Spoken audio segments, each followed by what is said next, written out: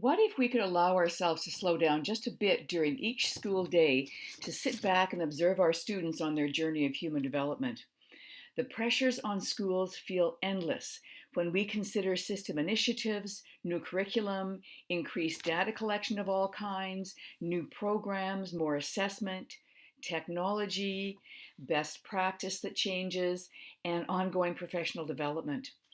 None of us wants to mistrust reform initiatives or programs based on good research, but it is very hard to resist just closing our doors and seeking solace. Ongoing change agendas nudge out the long term view we need to appreciate the crucial role of child development in learning and the value of a wonderful teacher in every year of a child's life in schools. So, I am taking time today to review the relational developmental core of our work with students. We all think relationally and developmentally. We already do. Otherwise, we wouldn't be interested in working in schools. We would not be teachers, and we wouldn't be able to tolerate the impulsive, reactive nature of children and adolescents. But what if we had a framework to better see the emotional content of relationships and development? So we can define professional practices and daily classroom patterns that come complete with vocabulary and constructs describing relationships in school settings and the challenges of emotional development. Because right now we are still steeped in behaviorist thinking when we talk about the function of behavior being restricted to wanting attention, wanting to escape or avoid, wanting a tangible object, which is what the experts are still saying. Very reputable educators and universities support books like The Behavior Code, published in 2012 by Minahan and Rappaport. This book is touted to be the handbook for every teacher, and yet this is an intrinsic view of behavior, assuming children and youth have a grand plan to control us to get what they want and manage relationships when we know from our own growing up that it takes a great deal of life experience to be full of plans and goals. Looking simply at behavior gives us a view of children that doesn't attempt to include how emotions function, to better explain the reactive and impulsive character of immature behavior.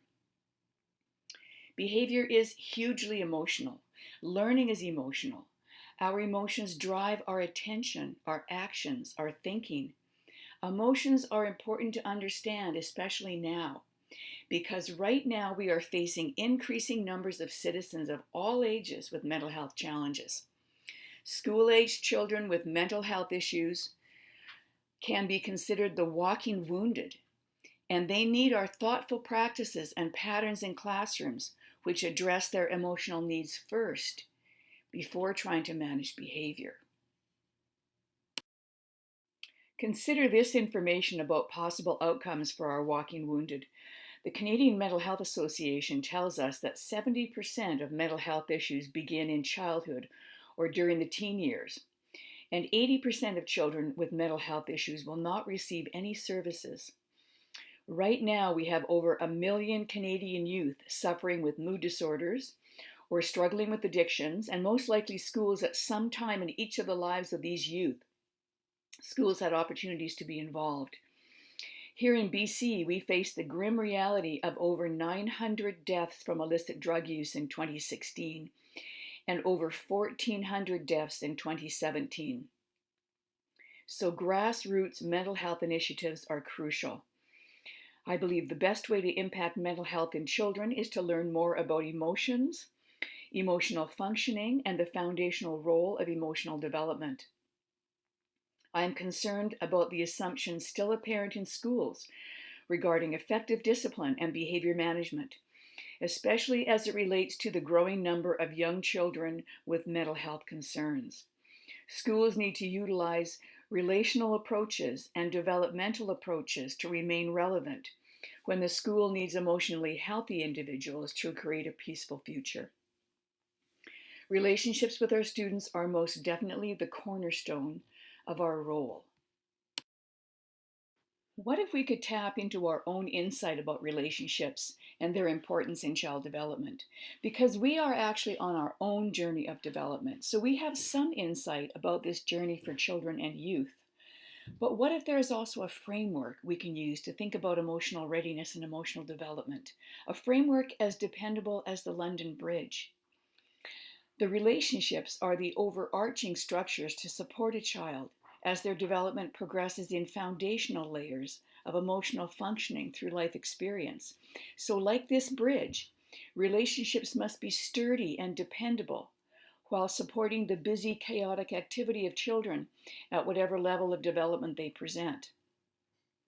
A framework like the London Bridge is what I will flesh out in this presentation.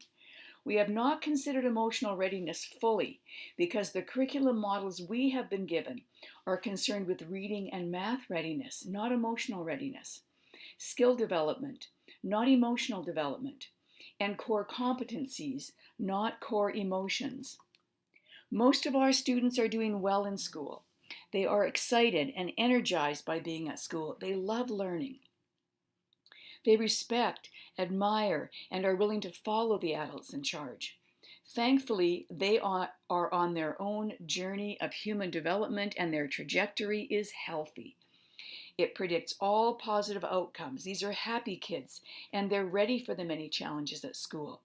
But the walking wounded are on a different pathway, a different trajectory that already, even at the age of 5 when kids begin school, they can appear emotionally immature because they are reactive, disorganized, volatile, worried, anxious, depressed, disconnected, and you can add your own descriptives to that list. The walking wounded bring emotional issues with them. Have a look at these 3 shining faces. They might not look like the faces of savvy consumers, but they are because they don't care what we know until they know that we care. We need to take that seriously. It is true on every level possible. Children are profoundly dependent on our good decisions, so we must earn their trust, maintain their trust. We must be trustworthy. So we cannot do just anything to manage their behavior at school. We have to do mostly the right things so that we get healthy emotional outcomes. Understandings coming from our First Nations cultures are hugely significant to this discussion because of the multiple intersections of First Nations cultural wisdom with emotional health. In fact, Indigenous cultures around the world have had to think deeply about mental health because of victimization. When I took a look at all the Canadian and provincial mental health policy, as well as the BC school achievement contracts to find out what they were saying that could impact children in the middle childhood ages, there were 2 documents which seemed to me to contain the most powerful thinking and inspired insight. One document was the First Nations Mental Wellness Continuum Framework, published in 2014, which introduced trust, hope, and belonging in ways that other documents did not. It spoke a lot in trauma-informed language, it looked at emotional needs, and offered this big idea that culture could be an intervention model. That we cannot do belongingness without something multidimensional like culture, or at least consider that the family is the unit of change to see how important family networks can be to the mental health of children who are also depending on the mental health of their parents. The other First Nation document comes from the Wabano Centre for Aboriginal Health in Ottawa, published in 2008. It again uses the word framework, but also talks about emotional needs and school attachment. I have not seen school attachment addressed anywhere else, at least in my readings so far.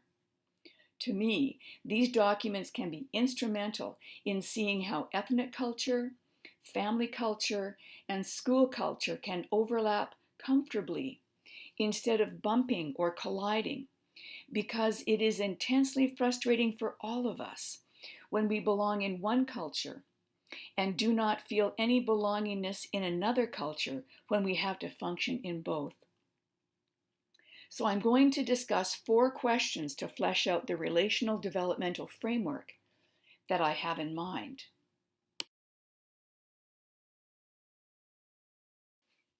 What if we don't have a full understanding of belongingness as it relates to the emotional connection found only in relationships?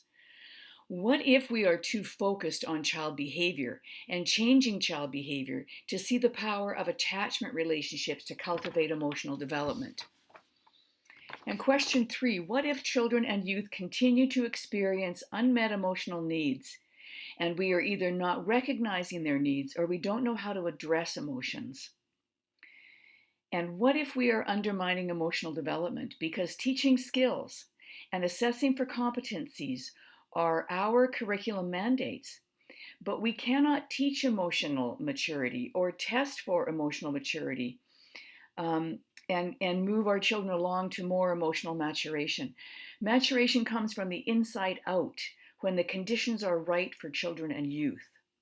So I'm going to discuss each of these questions to flesh out this framework.